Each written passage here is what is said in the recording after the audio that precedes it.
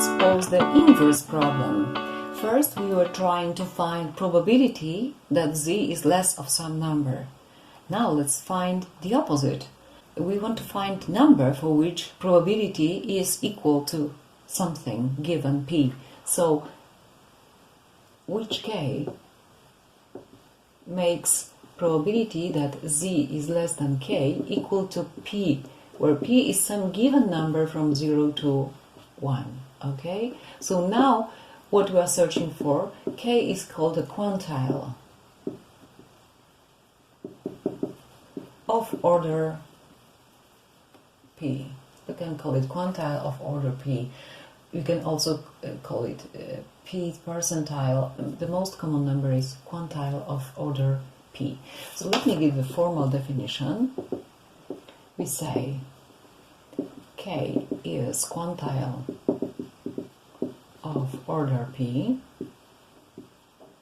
if probability that random variable is less than k equals p, where x is random variable which is continuous. So we have some continuous random variable, and we're searching for k such that probability that random variable is less than k is equal to given p. Okay, so this is like inverse problem to what we have had a moment ago. Okay, so example. Let z be the random variable. You already know z usually denotes normal standardized random variable, and we have to find quantiles of order. Question A will be of order 0, 5, 4, 7, 8, B 0, 4, C 0, 95, and D 0, 0, 5. Let's find the four quantiles. So as for question A, this is finding probability that z less than k, and this must be 0, 5, 4, 7, 8. Okay, so you take again into your hand the cumulative random distribution function of standardized normal distribution, and you find number 0, 5, 4, 7, 8 in it, inside, and then you find for which values of z that was realized. So you're reading this and this. Okay, so just a moment ago when we were finding probabilities, we were starting with this and going to the interior. Now we go the opposite way. We find this number in the interior and go to the left and up and read this value. Okay, so if you look at your graph, you will obtain k equals 0, 12. Okay, so question B is probability that z less than k equals 0, 4. Well, here again we have some problem because 0, 4 is something which is on the left hand side. 0, 4 must be the area here. So we can see it's a little bit on the left from the vertical axis. So it's obviously negative. But so this is the k value for which it happens. Okay, so we cannot use the table properly, but we can again use the symmetry. What is this? This is minus k, and in this case the area here is 0, 6 because you have 0, 4 again here. Okay, so we have probability z less than minus k is 0, 6, right? So we find a value of minus k. Minus k equals, minus k is 0, 255 more or less. So k equals minus 0, 255. So that's the quantile. Question C is probability that z is less than k equals 0, 95. So this is quite easy. We find 95, 0, 95 somewhere here. You go to the left and up to read the values. So we have k equal 1, 6, 4, 5. This is a very important number for the sake of this 95%. Okay, and question D is probability that z is less than k must be equal 0, 0, 5.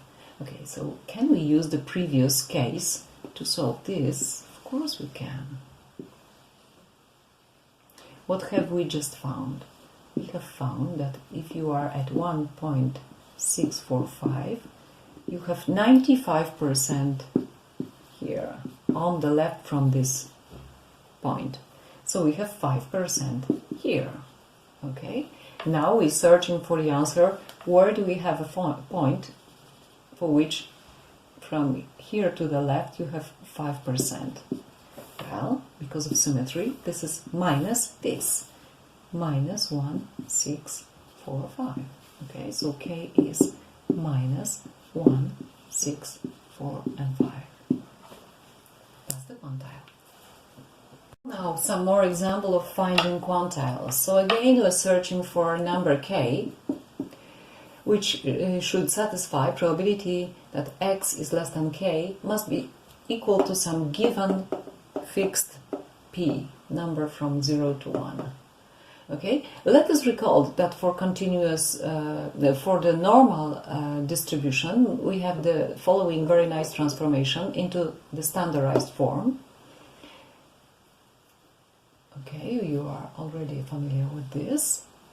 So let's suppose the first distribution is normal with parameters mu, sigma, mu is mean, sigma is standard deviation, and of course the standard normal is normal with parameters 0, 1, so mean is 0, standard deviation is 1. So now the question is, let x be normal with parameters 100 and 25. It means mu is 100 and sigma squared is 25. It means, of course, that standard deviation is square root of this, which is 5. Okay, find quantile of order 0, 9 and 0, 2. So, what do we have? Probability that x less than k is the same as probability that z is less than k minus mu. Mu is 100 over sigma. Sigma is square root of 25, which is 5. And this should be equal 0, 90. Okay? This is the value of cumulative distribution function. But this is increasing function. So every increasing function has inverse. So now we can invert this function. Okay? So practically, what do we do? So we have k minus 100 over 5 is equal to phi to minus 1 of 0, 90. What does it mean? How do we find it out? So here you have the cumulative distribution function, and we do the following thing. First we were taking numbers from here and there and finding the values somewhere inside. Now we do the opposite. We find 0, 90 here. We find 0, 90 here. And we search for this number and this number up. Okay? Gives us 1, 2, 8, 1, 6. Okay? So we have what? Now we have an equation. This equals this. So we now solve simple equation. We multiply it by 5, so we have, and we move 100 to the right hand side. So we have 100 plus 5 times 1, 2, 8, 1, 6, which is, this is 5 and 6 and something. Again, anyway, we obtain 106,408. So that's the quantile. That's the quantile. Okay. The next one is probability that x is less than k equals probability that z is less than k minus 100 over 5. And this must be equal to 0, 2. So again, we take k minus 100 over 5 is 5 to minus 1 of 0, 2. Again, we have to make some tricks connected with a distribution function, and anyway we obtain 0, minus 0, 8416. And again, we multiply by 5 and move 100 to the right, so we have k plus equals 100 plus 5 times minus 08416. So this is about 95.8. So this is the quantile.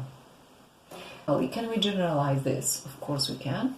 In finding quantiles, this formula is useful. K minus mu over sigma is equal to 5 to minus 1 of p. That's the general useful formula for finding quantiles.